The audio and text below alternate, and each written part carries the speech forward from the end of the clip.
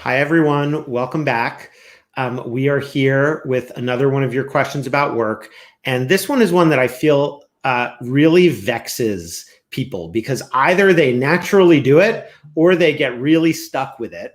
And our guest today is Beth Bleckerman, who Hello. is, who we got to know through, I think, Dreamers and Doers. Is that right? Yes, it is.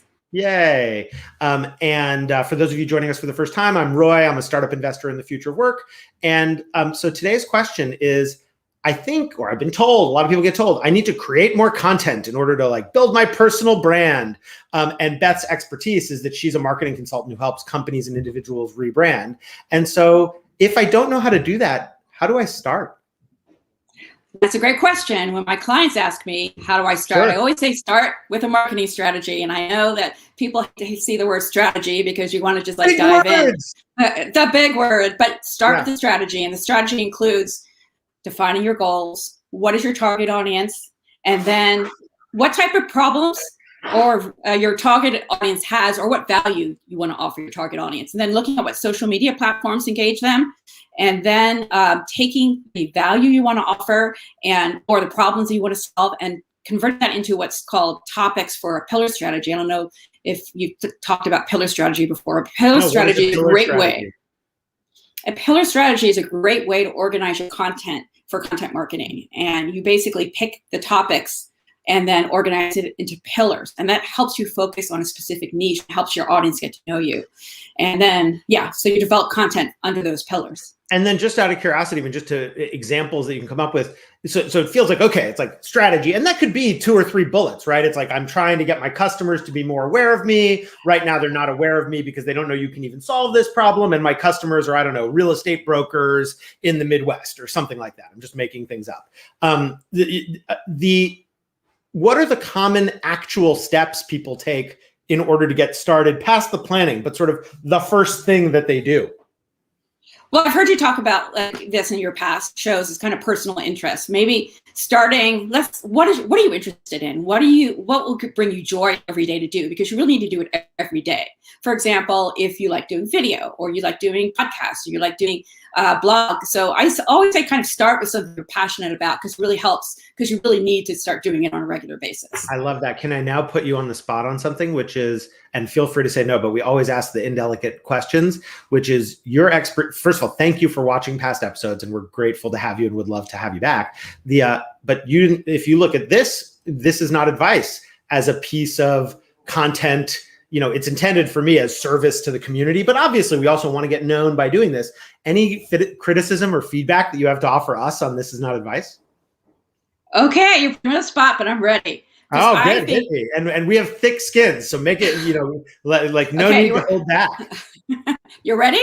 Okay. Yeah. Well, the content in your shows is so amazing because you interview some interesting people. Okay, I'm not talking about myself here. I'm just talking about when I watch the included. I can say you. Yeah. And in your case, it's the best Twitter handle of anybody we've interviewed. Thank you. So is taking all the content, and it's great that you live stream it across platforms, but you can take that kind of the pillar strategy that's an asset. You can separate that asset into different types of content for different types of channels, transcribe it, create blog posts, go into LinkedIn, instead of just posting your timeline, do an article. I promise it's not a setup for what we have coming in a few weeks. Okay, that's good. Yeah, so just take that content you have and put it into different formats. And I think that would really help people. I love that. There's almost, go ahead, sorry. No, finish your thought. Well, there's so much good content. Sometimes when I watch a show, I'm like, I want to just watch it again, which is actually good. But to just think of some of the takeaways. Yeah, we are. So the secret, which I've mentioned a couple of times, but it's sort of buried, is that we've been transcribing all the episodes. And the idea is to post them as a searchable, I don't quite know what to call this because it's a book, a wiki, a something. I'm inspired. I mean, you're a parent, so you may know this too, but I think about what to expect when you're expecting, which is such a good end-to-end guide for, at least for me as a dad, it was, for early parenting experiences. And work is a thing you spend more of your life doing than being an early parent. in general, and there is no such thing for work. And so the idea is to have a community created thing like that people can come in and edit and add to, that is like, oh, I need to fire somebody, I got to look that up. Oh, I need to start promoting my personal reputation, where do I look that up? And make something searchable. And then in the future, we might add audio only or email. We'll layer on other platforms as we go. But this was really, in some ways, the live video is just a forcing function to create the transcript. Oh, perfect. And we will credit you, not to worry. Hey, that's exactly what I just said. Those are my tips, and you're already doing it. I love really it. Quick. No, it's like, it is great, and but it does make me think we should prioritize it a little bit more highly than I have. But anyway, we will figure it out. Well, I would love to have you back again in the future, and thank you again. And just for those of you who are watching for the first time, the reason we call this Is Not Advice is because nothing that we're saying is like a prescription for what you must do in your situation. These are our life experiences, and you're going to make your own choices about how to bring it to life. So thank you, Beth. Thank you. To be continued. Yeah.